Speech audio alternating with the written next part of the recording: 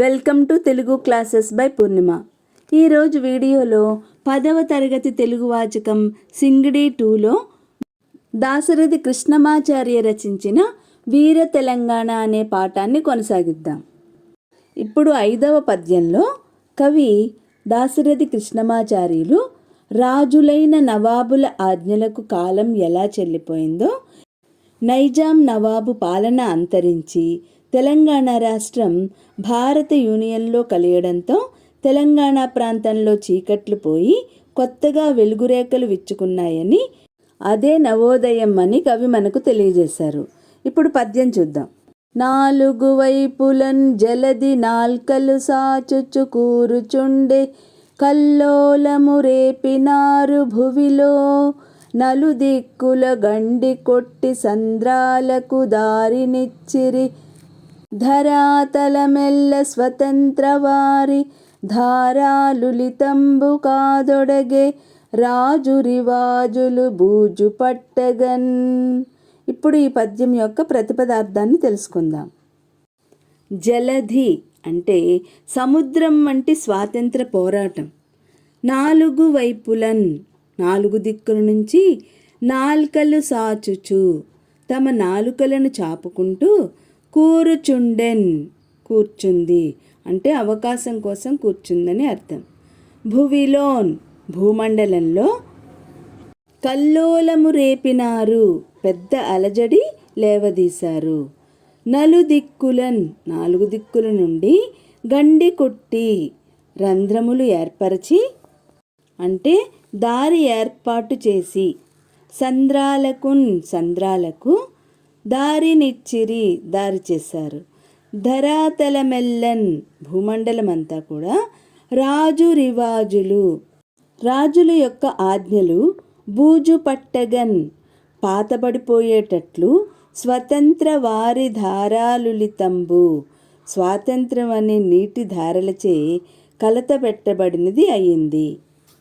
ఇప్పుడు ఈ పద్యం యొక్క భావాన్ని తెలుసుకుందాం.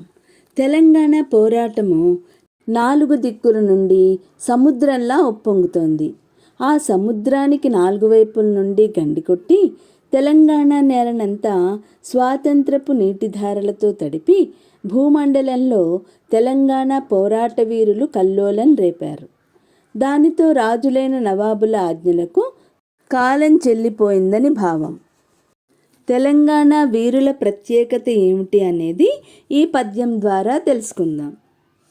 తెలంగాణ భవదీయ పుత్రకులలో తీండ్రించు వైప్లవ్య సంచలన్మూరకపోవలేదు, వసుధా చక్రము సారించి ఉజ్వల వైభాతిక భానునిన్ పిలిచి దేశంబంతటన్ కాంతి వార్తులు నిండించిరి వీరులు పరార్థుల్ తెలుగు జోదుల్ భళా. ఇప్పుడు ఈ పద్యం యొక్క ప్రతిపదార్థాన్ని తెలుసుకుందాం.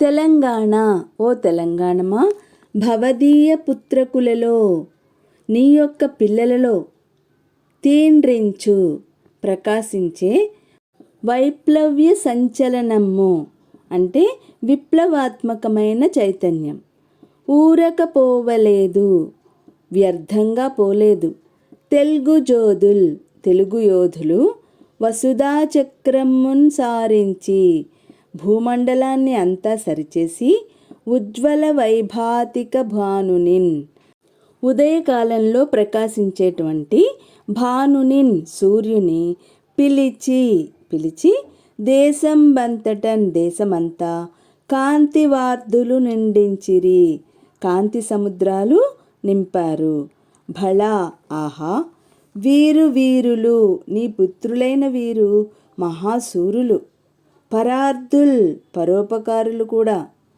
ఇప్పుడు ఈ పద్యం యొక్క భావాన్ని తెలుసుకుందాం. అమ్మా తెలంగాణమా, నీ పిల్లల్లో ప్రకాశించే విప్లవాత్మకమైన చైతన్యం ఊరికే పోలేదు. తెలుగు వీరులు భూమండలాన్ని అంతా సరిదిద్ది ఉజ్వలమైన ఉదయకాలపు సూర్యుణ్ణి ఆహ్వానించి దేశమంతా కొత్త కాంతి సముద్రాలు నింపారు. ఓహో, నీ పిల్లలంతా వీరులు యోధులే కాదు, పరోపకారులైన తెలుగు వీరులు కూడా అని భావం. బ్రతుకు ఎప్పుడు దుర్భరమవుతుంది అనేది కవి ఈ పద్యం ద్వారా మనకు తెలియజేశారు.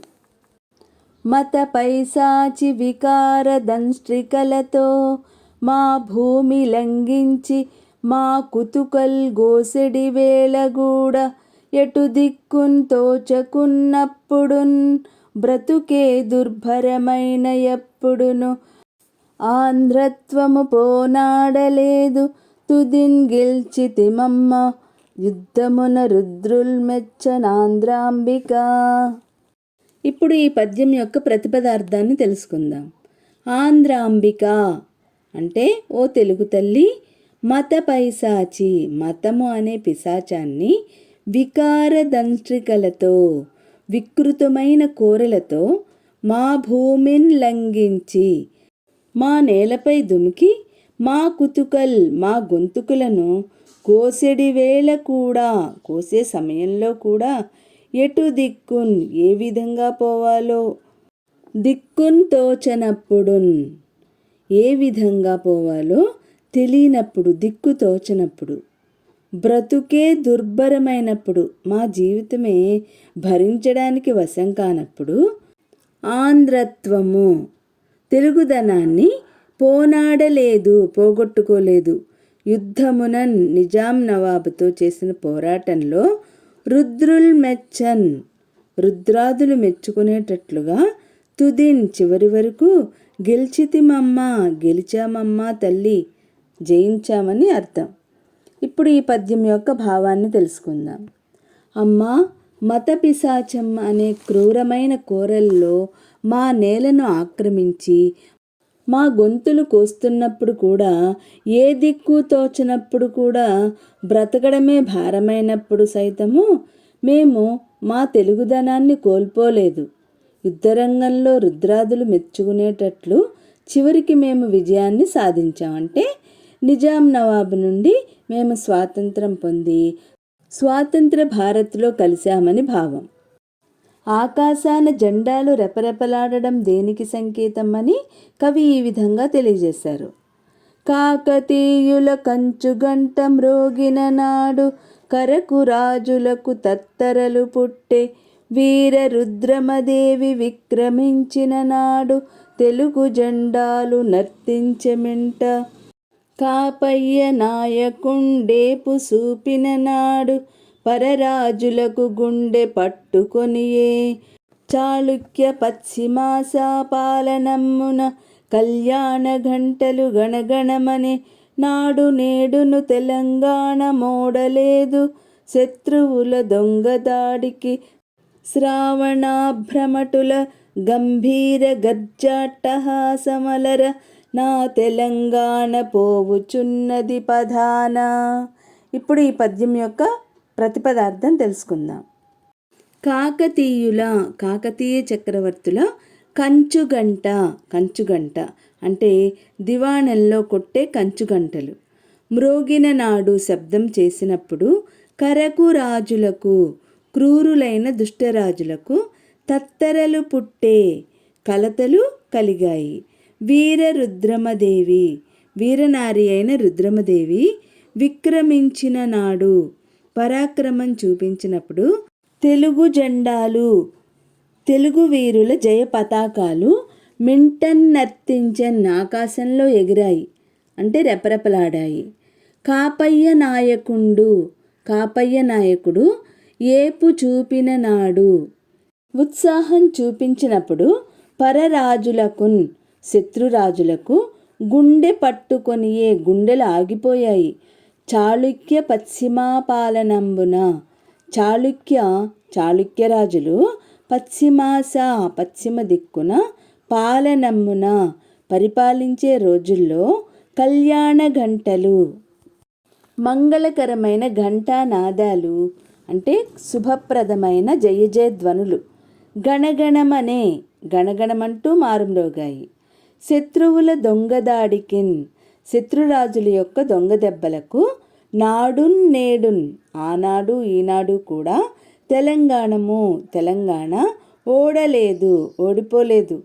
శ్రావణాభ్రములటుల శ్రావణ మాసంలో వచ్చే మేఘం వలె గంభీర గర్జాట్టహాసము, గంభీరంగా గర్జించినటువంటి పెద్ద నవ్వు.